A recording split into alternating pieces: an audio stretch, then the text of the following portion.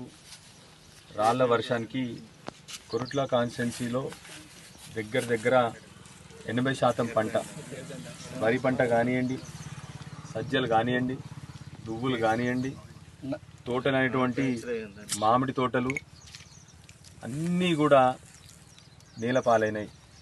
రైతులు గత 6 నెలల నుంచి పడ్డ కష్టం నిన్న ఒక్క సాయంకాలం 1 గంట సేపు పడ్డ వడగండ్ల వర్షానికి మొత్తాన్ని కూడా నేలపాలైనాయి. ఇక్కడికి బాధాకరం కౌలు రైతుల పరిస్థితి అయితే చాలా దారుణంగా ఉంది. వాళ్ళ పరిస్థితి ప్రభుత్వాన్ని మీడియా ద్వారా వెంటనే స్పందించి కనీసం ఎకరానికి 25,000 రూపాయలు ఇవ్వాలని చెప్పి కోరుతూ, అదేవిధంగా వ్యవసాయ శాఖ అధికారులందరూ కూడా తొందరగా రెస్పాండ్ అయినందుకు వారందరికీ ధన్యవాదాలు. తొందరగా ఈ రిపోర్ట్ ప్రభుత్వానికి సబ్మిట్ చేసి ప్రతి ఒక్క రైతుకి ఈ కనీసం 25,000 ఎకరానికన్నా, ఎందుకంటే ఇంకొక 3-4 రోజులు అయితే ఈ పంటనంతా కూడా కోతలు వచ్చేసినాయి.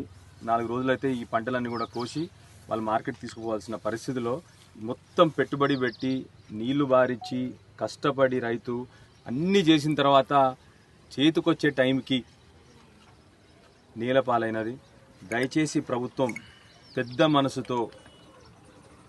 మనసుతో ఇప్పటికే రైతులు పాపం రైతు రుణమాఫీ రాలేదు చాలామందికి, ఇక్కడ చాలామందికి రైతు భరోసా రాలేదు.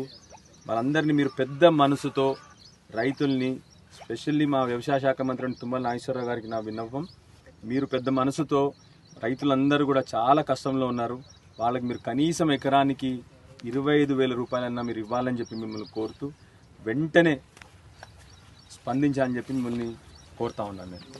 Thank you.